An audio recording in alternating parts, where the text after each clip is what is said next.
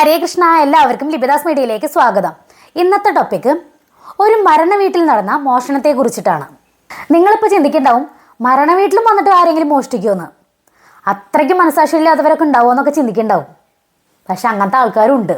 August 19 Ernakulam Perumbavoor east Okkal കുന്നത്താം വീട്ടിൽ പൗലോസിന്റെ മാതാവ് മരണപ്പെടുന്നു. നമ്മൾ സാധാരണ മരണ വീട്ടിലോ അല്ലെങ്കിൽ ഏതെങ്കിലും ചടങ്ങിന് പോകുമ്പോൾ നമ്മുടെ വീട്ടിലുള്ള ക്യാഷും അതുപോലെ തന്നെ മറ്റു പണങ്ങളൊക്കെ നമ്മൾ ബാഗിലാക്കി കൈപിടിക്കും. കാരണം തിരിച്ചു വരുമ്പോഴേക്കും അത് മോഷ്ടിക്കപ്പെട്ടാലോ എന്ന് പേടിച്ചിട്ട്. അതുപോലെ തന്നെയാണ് ഈ പൗലോസിന്റെ സഹോദരന്റെ ഭാര്യ ലിസയും ചെയ്തത്. അവിടെ എത്തിയ ലിസ മരണാനന്തര ചടങ്ങിൽ പങ്കെടുക്കുന്നു. പിന്നീട് മൃതദേഹം മാറ്റേണ്ട സമയമായപ്പോൾ കയ്യിലുള്ള ബാഗ് നേരെ കട്ടിനടിയിൽ വെക്കുന്നു. കാരണം അവിടേക്ക് ആരും കണ്ണെത്തില്ലല്ലോ എന്ന് വിചാരിച്ചിട്ടാണ് കട്ടിനടിയിൽ വെച്ചിട്ടുണ്ടാവുക. കാരണം വേറെ എവിടെയും വെക്കാൻ പറ്റിയ സാഹചര്യം ആയിരുന്നില്ലായിരിക്കാം. പിന്നീട് ലിസ സംസ്കാരമൊക്കെ കഴിഞ്ഞ് വന്ന് നോക്കിയപ്പോൾ കട്ടിലിനടിയിൽ ബാഗില്ല. ആകെ വെപ്രാളായി. 1-2 പൈസയല്ല, കുറെ പൈസയുണ്ട്, അതുപോലെ കുറെ സ്വർണ്ണങ്ങളുണ്ട്. 45 ഗ്രാം സ്വർണ്ണാഭരണങ്ങളും 90 കുവൈറ്റ് ദിനാറുമാണ് ബാഗിലുണ്ടായിരുന്നതെന്ന് ലിസ പറയുന്നു. നേരെ അവർ പോലീസിനെ അറിയിക്കുന്നു. പോലീസ് വരുന്നു, മറ്റുള്ളവരൊക്കെ ചോദ്യം ചെയ്യുന്നു. അതുപോലെ തന്നെ CCTV പരിശോധിക്കുന്നു. CCTV പരിശോധിച്ചപ്പോൾ ഒരു മാസ്ക് വെച്ച ഒരു സ്ത്രീ വന്ന് ഈ ബാഗ് എടുത്ത് കുറച്ച് കഴിഞ്ഞ് പോണത് കാണുന്നു.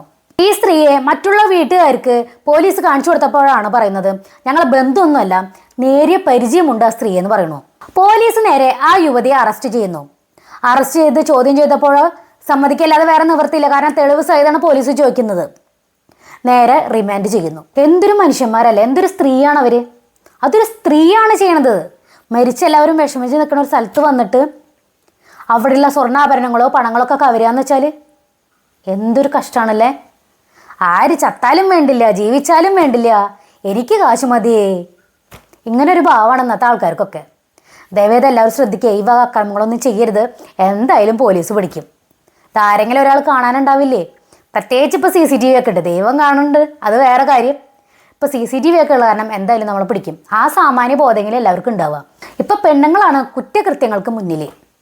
എന്തായാലും പെണ്ണുങ്ങളുടെ ജയില് നിറഞ്ഞു കവിയും തോന്നുന്നുണ്ട്.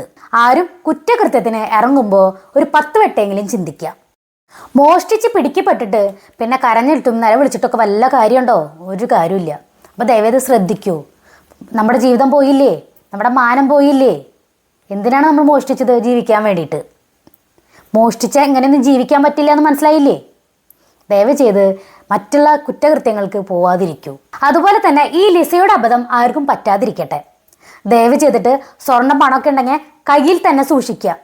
കണ്ണ് തെറ്റിയ നമ്മുടെ കിഡ്നി വരെ അടിച്ചുകൊണ്ടുള്ള ആൾക്കാരാണ്. അപ്പോൾ നിങ്ങളെല്ലാവരും ശ്രദ്ധിക്കുന്നു വിശ്വസിക്കുന്നു. അപ്പോൾ ഇതിനെ പറ്റിയിട്ട് നിങ്ങളുടെ വിലയേറിയ അഭിപ്രായങ്ങളൊക്കെ ഇടണേ. അപ്പോൾ ഇന്ന് ഞാൻ ഈ ടോപ്പിക്ക് അവസാനിപ്പിക്കുകയാണ്. അടുത്ത ടോപ്പിക്കുമായി വരുന്നവരേക്കും ബായ്.